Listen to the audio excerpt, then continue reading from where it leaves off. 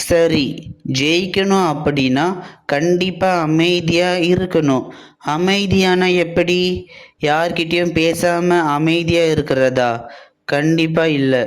யார் எவ்வளவு கேவலமா டீஸ் பண்ணாலும் அத கொஞ்சம் கூட நெகட்டிவா எடுத்துக்காம பாசிட்டிவா எடுத்துக்கிட்டு அமைதியா இருந்தா மட்டும்தான் ஜெயிக்க முடியும். கோவத்துக்குன்னு ஒரு மரியாதை இருக்கு. கெட்ட வார்த்தை பேசுறதும், சண்டை போடுறதும் கோவத்துக்கு கொடுக்கிற மரியாதை இல்ல. நெகட்டிவ் எனர்ஜிய பாசிட்டிவ் எனர்ஜியா மாத்துறது தான் கோவத்துக்கு கொடுக்கிற மரியாதை.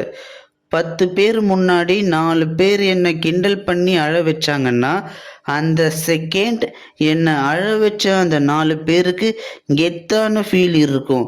ஆனா லைஃப் லாங் எனக்கு அது மோட்டிவேஷனா இருக்கும். அவங்களுக்கு அது வருத்தத்தை மட்டும்தான் கொடுக்கும். கோவத்துக்கு மட்டும்தான் எக்ஸ்ட்ரீம் யூனிக், அதாவது மிகவும் தனித்துவமான குணம் இருக்கு. அப்படி என்ன தனித்துவமான குணம்?